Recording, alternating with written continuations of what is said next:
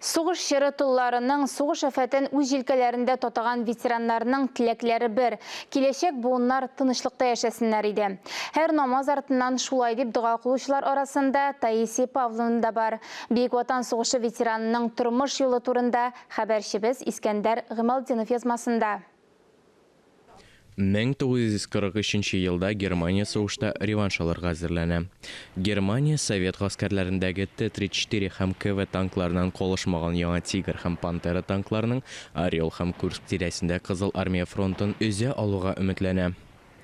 Аларның яңадан Мәскәү юнәлешендә һөҗүм ясауга булышлыгына исәп тота.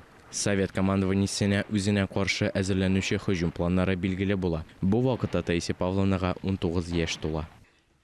Biz nide armiyada şunda kaldık.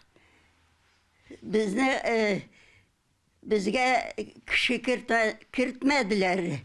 Bizne kirtip jiverdiler de biz şunda durduk. Үз теләге белән сугышка китеп, ирләр белән бер сафта торган Смоленск, Варшава, Луков, Рембертов, Модлин, Ирак өчен барган көрәшләрдә катнашкан. Батыр йөрәкле, ватанны, туган җирен чын күңелдән ярата белгән Таисия Павловна 9 май алдыннан сугышта булган вакыйгаларны искә ала. Тик хәзердә күзләре яшьләнә. Oyak kiyimleri bulmadı. Ucu bizning kiyimlerimiz var iyi. Ucu bizning kiyimlerimiz bilen jürdük. Şundan soň bizni pulemyotga koydular. Pulemyotga koydular dagın men starший bolup hizmet ettim. 1944 елның 17 июнендә Совет гаскәрләре Польша чиген узалар. Таисия апа әнисеннән хат ала. 1926 елда туган энесен Вячеслав Дечковны да сугышка алганнар. Әнисе 2 кечкенә кызы белән калуын авылдагыларның бик авыр булуын әйтә.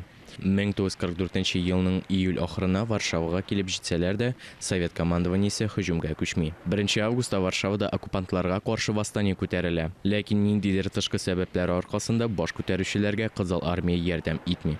Ниһаять, 1945 елның 17 гыйнварында Варшаваны азат итәләр.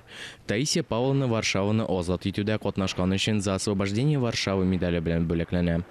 Кызлар отделениесе бик күп хәрби объектларны дошман һөҗүменнән саклап кала. Луков, Рембертов, Модлин, Ирак шәһәрләрен фашистлардан азат итүдә катнаша.